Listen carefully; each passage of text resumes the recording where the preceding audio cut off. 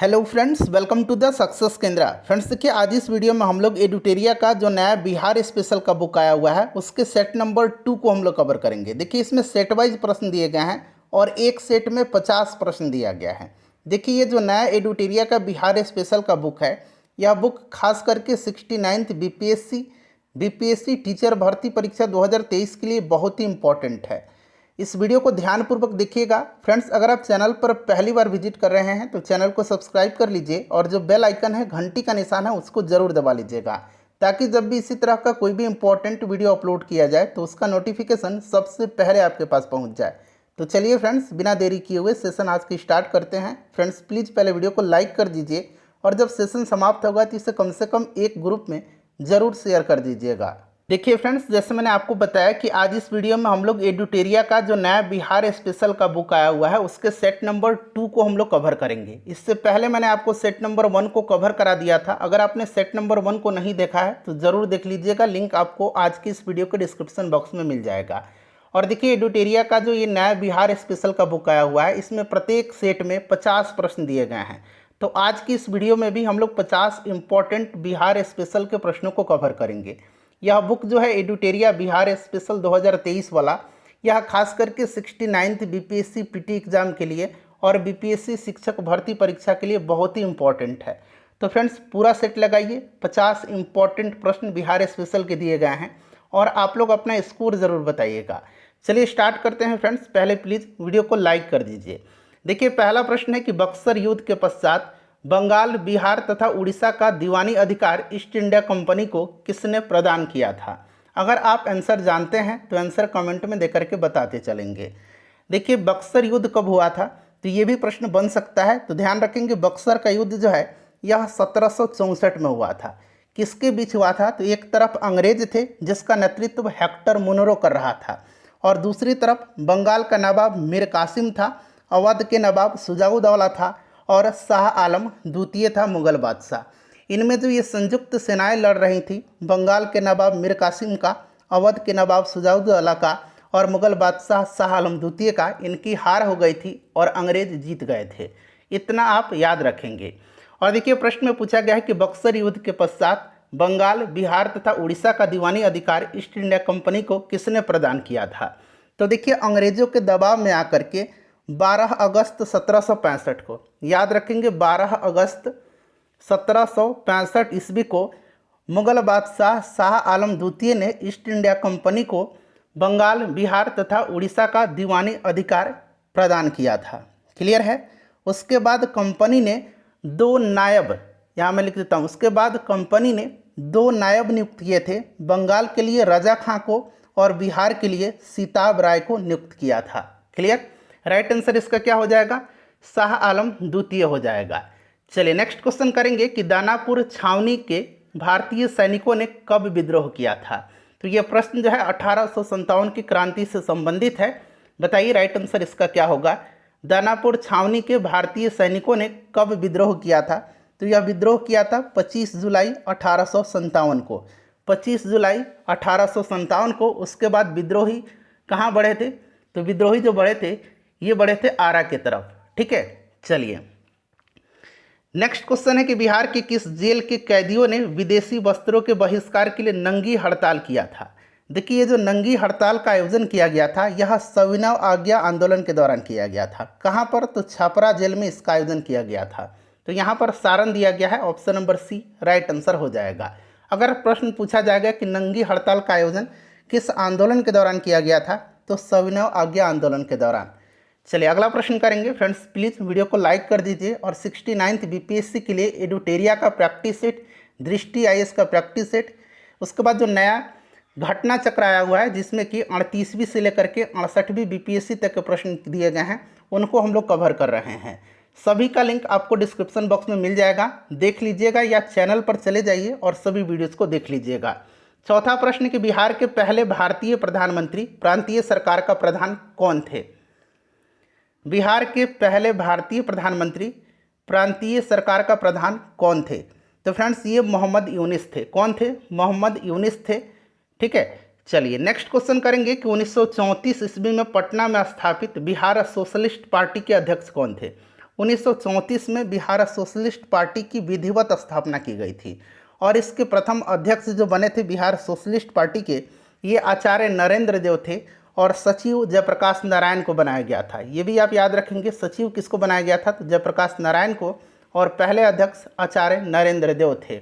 Next question हमारा कि बिहार का पहला हिंदी समाचार पत्र जो 1874 ईस्वी में पटना से प्रकाशित हुआ था। बिहार का पहला हिंदी समाचार पत्र 1874 ईस्वी में पटना से प्रकाशित हुआ था, वह कौन था, तो वह बिहार बंधु था। बिहार बंधु राइट आंसर हो जाएगा। और यहाँ पर देखिए सर्वहितैषी जो है यह पहली हिंदी दैनिक पत्र था, यह पहली हिंदी दैनिक पत्र था सर्वहितैषी। अगला प्रश्न है हमारा कि 1857 के क्रांति के समय पटना का कमिश्नर कौन था। देखिए फ्रेंड्स ध्यान दीजिएगा, पटना में 3 जुलाई, यहाँ मैं लिख देता हूँ, पटना में 3 जुलाई 1857 की क्रांति का शुरुआत हुआ था। पीर अली खां के नेतृत्व में विद्रोह प्रारंभ हुआ, परंतु पटना का कमिश्नर टेलर ने इस विद्रोह को बलपूर्वक दमन कर दिया था। प्रश्न पूछा जाएगा कि पटना में किसके नेतृत्व में विद्रोह प्रारंभ हुआ था, तो आपको याद रखना है पीर अली खां के नेतृत्व में। कब, तो 3 जुलाई 1857 को। राइट आंसर इसका ऑप्शन नंबर ए हो जाएगा, विलियम टेलर। नेक्स्ट क्वेश्चन है कि बिहार के किस स्थान पर गांधी जी ने अपना प्रथम सत्याग्रह शुरू किया था। भारत में इनका यह पहला सत्याग्रह था 1917 में Champaran Satyagraha. Option number A right answer हो जाएगा। तीनकठिया जो प्रथा थी इसके खिलाफ यह आंदोलन था और महात्मा गांधी जी को बिहार आने का न्योता निमंत्रण किसने दिया था, तो राजकुमार शुक्ल ने दिया था। चलिए नेक्स्ट क्वेश्चन कर लेंगे। अगला प्रश्न है कि 1912 ईस्वी में भारतीय राष्ट्रीय कांग्रेस के बांकीपुर अधिवेशन की अध्यक्षता किसने किया था। 1912 में बिहार में भारतीय राष्ट्रीय कांग्रेस का पहला अधिवेशन जो है ये बांकीपुर में हुआ था, बांकीपुर पटना में, और इसकी अध्यक्षता किसने किया था, तो इसकी अध्यक्षता किया था आर.एन. माधोलकर ने। किसने किया था, आर.एन. माधोलकर ने किया था। और इस अधिवेशन के महासचिव सच्चिदानंद सिन्हा थे और मौलाना मजहरूल हक स्वागत समिति के अध्यक्ष थे। तो राइट आंसर इसका आर.एन. माधोलकर हो जाएगा। उसके बाद 1922 में गया में भारतीय राष्ट्रीय कांग्रेस का जो अधिवेशन हुआ था उसकी अध्यक्षता C.R. दास यानी कि चित्तरंजन दास ने किया था। इसे भी आप जरूर याद रखेंगे। चलिए अगला प्रश्न कर लेंगे कि क्वेश्चन नंबर 10 है कि बिहार प्रांतीय सम्मेलन का पहला अधिवेशन 1908 ईस्वी में कहाँ हुआ था। बिहार प्रांतीय सम्मेलन का पहला अधिवेशन 1908 में कहाँ पर हुआ था, तो राइट आंसर इसका क्या हो जाएगा, पटना में हुआ था। पटना में हुआ था। इसके अध्यक्ष हसन इमाम थे। और दूसरा अगर पूछेगा कि दूसरा अधिवेशन कहाँ पर हुआ था, तो दूसरा अधिवेशन भागलपुर में हुआ था 1909 में। बिहार प्रांतीय सम्मेलन का दूसरा अधिवेशन 1909 में भागलपुर में हुआ था। चलिए नेक्स्ट क्वेश्चन है कि बख्तियार खिलजी का आक्रमण किस पाल वंशीय शासक के कार्यकाल में हुआ था। बख्तियार खिलजी का आक्रमण किस पाल वंशीय शासक के कार्यकाल में हुआ था। अच्छा, प्रश्न अगर इस तरह से पूछा जाएगा कि जब बख्तियार खिलजी ने बिहार और बंगाल पर आक्रमण किया था उस समय सेन वंश का शासक कौन था, तो उस समय सेन वंश का शासक जो था ये लक्ष्मण सेन थे। कौन थे, लक्ष्मण सेन थे। और प्रश्न में पूछा गया कि बख्तियार खिलजी का आक्रमण किस पाल वंशीय शासक के कार्यकाल में हुआ था, तो ये थे Indradhumna Pal. Option number B right answer इसका हो जाएगा। चलिए नेक्स्ट क्वेश्चन करेंगे कि इल्तुतमिश ने किससे पराजित कर बिहार पर अधिकार किया था। इल्तुतमिश ने किससे पराजित कर बिहार पर अधिकार किया था। फ्रेंड्स अगर वीडियो पसंद आ रही है तो प्लीज़ वीडियो को एक बार लाइक कर दीजिए। देखिए फ्रेंड्स ध्यान दीजिएगा, दिल्ली सल्तनत में सर्वप्रथम बिहार को शामिल करने वाला शासक इल्तुतमिश था। ठीक है, इल्तुतमिश था। और इल्तुतमिश ने किससे पराजित करके बिहार पर अधिकार किया था, तो ये कौन था फ्रेंड्स, तो ये था Hisamuddin Ahvaz. Option number A right answer हो जाएगा, हिसामुद्दीन एवाज। क्लियर है। चलिए यह बिहार बंगाल का उप शासक था। और इसके बाद जो है, इसके बाद क्या हुआ था, यह जो है बिना लड़े ही इल्तुतमिश की अधीनता स्वीकार कर लिया था। कौन, हिसामुद्दीन एवाज। क्लियर है। और इसके बाद इज़मुल, यहाँ मैं लिखता हूँ, इसके बाद इजुल मुल्क अलाउद्दीन जानी, इजुल मुल्क अलाउद्दीन जानी, ध्यान रखेंगे। इसके बाद क्या हुआ कि इजुल मुल्क अलाउद्दीन जानी को जो है बिहार का सूबेदार बनाया गया, बिहार का सूबेदार बनाया गया। चलिए नेक्स्ट क्वेश्चन कर लेंगे कि बिहार का अंतिम अफगान सुल्तान कौन था। बिहार का अंतिम अफगान सुल्तान कौन था, तो ये था दाऊद खां कर्रानी। तो यहाँ पर देखिए दाऊद खां दिया गया है, option number C right answer हो जाएगा। नेक्स्ट क्वेश्चन है कि आईने अकबरी के अनुसार बिहार कितने सूबा या सरकार में विभक्त था। आईने अकबरी के अनुसार बिहार जो है यह कितने सूबा या सरकार में विभक्त था, तो यह 7 सरकारों में विभक्त था। 7 राइट आंसर इसका हो जाएगा। कौन कौन, बिहार, मुंगेर, रोहतास, तिरहुत, हाजीपुर, सारण और चंपारण में विभक्त था। और प्रशासनिक सुविधा के लिए इसे 199 परगनों में बांटा गया था। नेक्स्ट क्वेश्चन कर लेंगे कि बिहार विद्यापीठ का उद्घाटन कब हुआ था। बहुत इंपॉर्टेंट क्वेश्चन है। बिहार विद्यापीठ का उद्घाटन जो है यह 6 फरवरी 1921 को हुआ था। 6 फरवरी 1921 को महात्मा गांधी जी के द्वारा इसका उद्घाटन किया गया था और बिहार विद्यापीठ के प्रथम कुलपति मजहरुल हक को बनाया गया था। चलिए नेक्स्ट क्वेश्चन करेंगे। अगला प्रश्न कि बिहार के विदेह राज्य में आर्यों के आगमन तथा निवास का साक्ष्य किस ग्रंथ में मिलता है। बिहार के विदेह राज्य में आर्यों के आगमन तथा निवास का साक्ष्य किस ग्रंथ में मिलता है। तो देखिए यजुर्वेद में सबसे पहले विदेह राज्य का उल्लेख मिलता है यजुर्वेद में, और यजुर्वेद का एक ग्रंथ है ब्राह्मण ग्रंथ। यजुर्वेद का एक ग्रंथ है ब्राह्मण ग्रंथ, कौन, शतपथ ब्राह्मण। शतपथ ब्राह्मण में ही आर्यों के आगमन तथा निवास का साक्ष्य मिलता है, तो शतपथ ब्राह्मण राइट आंसर इसका हो जाएगा। चलिए नेक्स्ट क्वेश्चन है हमारा कि भारत के 16 महाजनपदों में से कितने महाजनपद वर्तमान में बिहार में स्थित हैं। 16 महाजनपद थे। 16 महाजनपदों के बारे में जानकारी जो है यह बौद्ध ग्रंथ अंगुत्तर निकाय और जैन ग्रंथ भगवती सूत्र से मिलता है। 16 महाजनपदों में से 3 महाजनपद जो थे ये बिहार में हैं। कौन कौन से महाजनपद, तो मगध महाजनपद, वज्जी महाजनपद और अंग महाजनपद। ठीक है, 16 महाजनपदों में से सबसे शक्तिशाली महाजनपद मगध हुआ करता था। चलिए नेक्स्ट क्वेश्चन करेंगे कि मगध साम्राज्य का उत्कर्ष किस शासक के समय शुरू हुआ। मगध साम्राज्य का उत्कर्ष जो है यह हरेंक वंश का जो संस्थापक था बिंबिसार, इसी के शासन के समय जो है शुरू हुआ था। ऑप्शन नंबर सी इसका राइट आंसर हो जाएगा। चलिए अगला प्रश्न कर लेंगे। नेक्स्ट क्वेश्चन है हमारा कि मौर्य काल के समय मुद्रा को किस नाम से जाना जाता था। मौर्य काल के समय मुद्रा को किस नाम से जाना जाता था, तो फ्रेंड्स यह क्या कहलाता था, पन कहलाता था मुद्रा मौर्य काल के समय में। उसके बाद देखिए अगला प्रश्न हमारा कि गार्गी संहिता में पाटलिपुत्र पर यवनों के आक्रमण का उल्लेख है।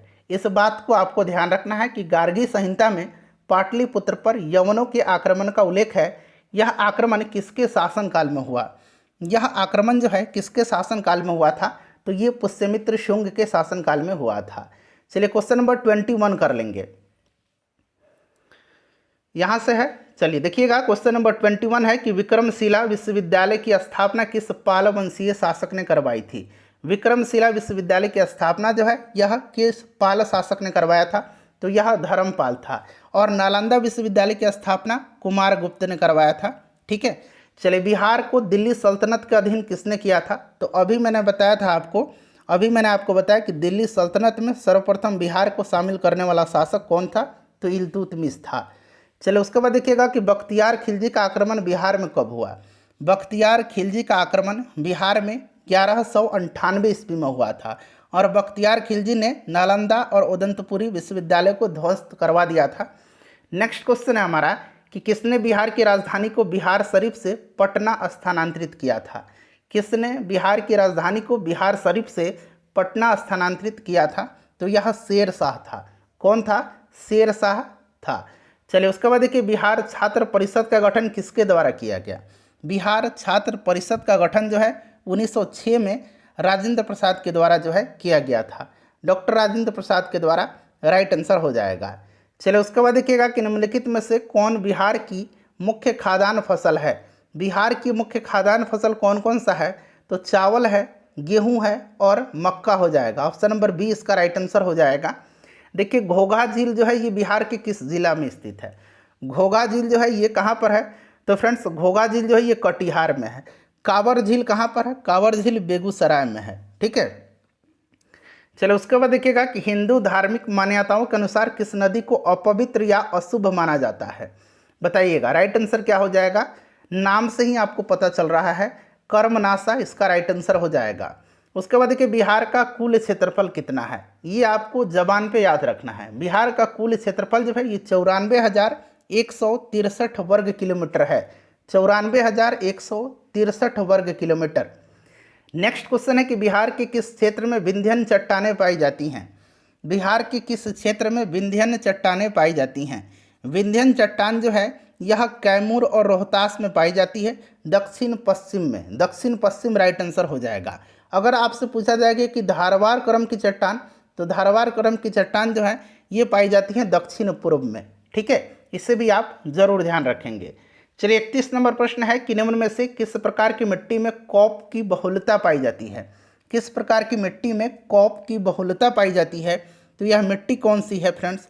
तो यह मिट्टी जो है, यह मिट्टी कौन सी है, पुरानी जलोढ़ मिट्टी, पुरानी जलोढ़ मिट्टी। चलिए अगला प्रश्न कर लेंगे। क्वेश्चन नंबर 32 है कि बिहार में लौटता मानसून प्रारंभ होता है। बिहार में लौटता मानसून कब प्रारंभ होता है, तो फ्रेंड्स यह अक्टूबर के मध्य में प्रारंभ होता है बिहार में लौटता मानसून। उसके बाद देखिए निम्नलिखित में से किस नदी को नारायणी तथा सदानीरा के नाम से जाना जाता है। नारायणी और सदानीरा के नाम से जाना जाता है गंडक नदी को। गंडक नदी राइट आंसर हो जाएगा।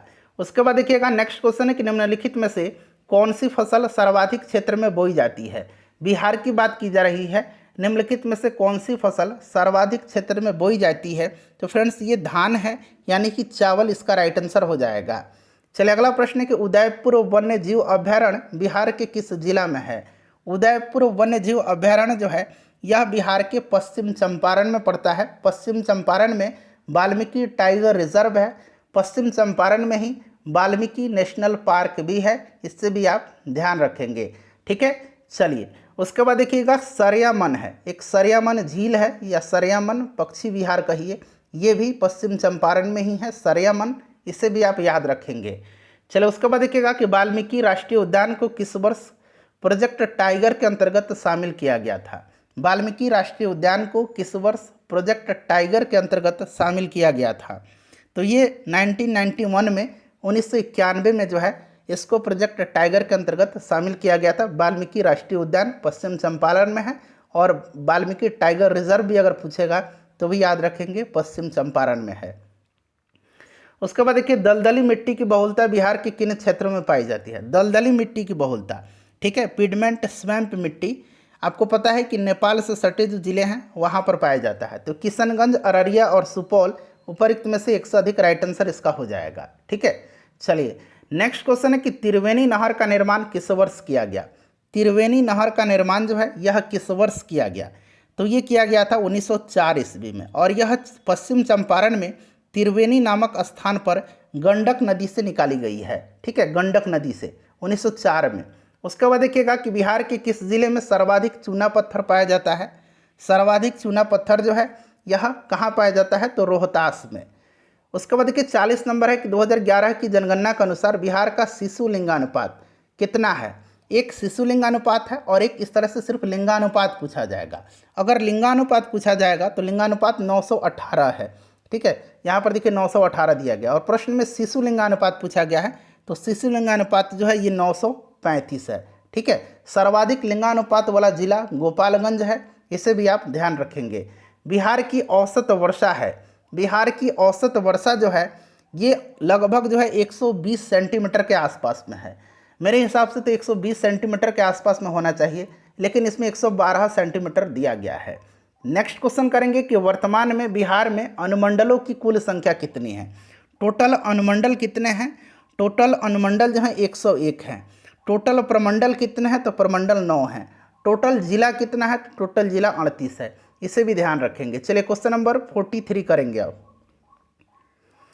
देखिए 43 नंबर है हमारा, यहाँ से पढ़ेंगे कि बिहार की कार्यपालिका का वास्तविक शक्ति किस में निहित होती है। बिहार मतलब राज्य की कार्यपालिका की, तो राज्य की कार्यपालिका की वास्तविक शक्ति जो है ये मुख्यमंत्री में निहित होती है, वास्तविक शक्ति। ठीक है, और कार्यपालिका का प्रधान वैसे राज्यपाल होता है, लेकिन वास्तविक शक्ति जो होती है यह मुख्यमंत्री में होती है। उसके बाद देखिए जहानाबाद से अलग करके 38वें जिले के रूप में अरवल को कब स्थापित किया गया था। अरवल जहानाबाद से अलग करके बिहार का 38वां जिला बना था। प्रश्न बनेगा कि बिहार का 38वां जिला कौन सा है, तो अरवल है, और यह 2001 में बना था। ठीक है, चलिए उसके बाद देखिएगा कि भारतीय संविधान के किस अनुच्छेद में पंचायतों की वित्तीय स्थिति की समीक्षा के लिए वित्त आयोग का गठन का प्रावधान है। वित्त आयोग के गठन का प्रावधान जो है ये अनुच्छेद 243 आई में है। बहुत इंपॉर्टेंट है, इसे आप जरूर ही याद रखेंगे। चलिए, किस राज्य में महाधिवक्ता की नियुक्ति किसके द्वारा किया जाता है? महाधिवक्ता की नियुक्ति का जो प्रावधान है ये अनुच्छेद 165 है। 165 के अनुच्छेद के अंतर्गत जो है महाधिवक्ता की नियुक्ति राज्यपाल करता है। राज्यपाल राइट आंसर हो जाएगा। बिहार में जब पहली बार राष्ट्रपति शासन लागू किया गया था उस समय बिहार के राज्यपाल कौन थे? सेट 1 में मैंने आपको बताया हुआ था, जो लोग ध्यान से देखे होंगे उनको इसका आंसर पता भी होगा। तो देखिए, राष्ट्रपति शासन बिहार में कब लगा था, तो याद रखेंगे फ्रेंड्स 1968 में लगा था। ठीक है, और उस समय राज्यपाल नित्यानंद कानूनगो थे और मुख्यमंत्री अगर पूछा जाएगा तो भोला पासवान शास्त्री थे। अब तक बिहार में 8 बार राष्ट्रपति शासन लगाया जा चुका है। चलिए, बिहार का राजकीय पक्षी कौन सा है? बिहार का राजकीय पक्षी कौन सा है, तो ये गौरैया है। और एक प्रश्न मैं आपसे पूछता हूँ, इसका आंसर आपको कमेंट करके देना है, और 50 प्रश्नों में से आपने कितना स्कोर किया है, कितना सही आंसर दिया है, ये भी आप बताइएगा। चलिए, ग्राम पंचायत का प्रधान कौन होता है, ये आप कमेंट करके बताएंगे। चलिए, लास्ट क्वेश्चन है कि किसी राज्य के राज्यपाल को नियुक्ति का अधिकार है, तो किसी भी राज्य के राज्यपाल को नियुक्ति का अधिकार है महाधिवक्ता को। अभी मैंने बताया था अनुच्छेद 165 के अंतर्गत राज्य लोक सेवा आयोग के अध्यक्ष को, मुख्यमंत्री को। तो ऊपर में से एक से अधिक राइट आंसर हो जाएगा। फ्रेंड्स, प्लीज़ वीडियो को लाइक कर दीजिए और इसको शेयर कर दीजिए।